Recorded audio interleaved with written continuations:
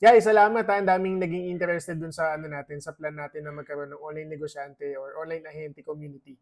Guys, para may idea kayo yung maganda dito sa community natin, tuturuan ko kayo paano magbenta, paano mag-isip as negosyante.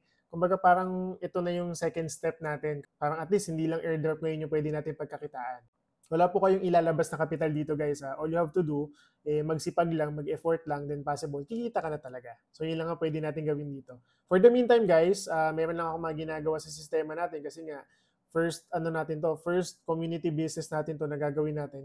Kasama namin kayo. Kumbaga parang ako, excited ako sa mga mabubuo nating konsepto at saka kung ano man ang magiging suggestions nyo, open naman po tayo dyan. Goal natin, long-term partnership guys, para hindi lang po tayo dito sa airdrop pwedeng kumita, pwede rin tayong kumita at saka matuto talaga sa pagninegosyo sa totoong buhay.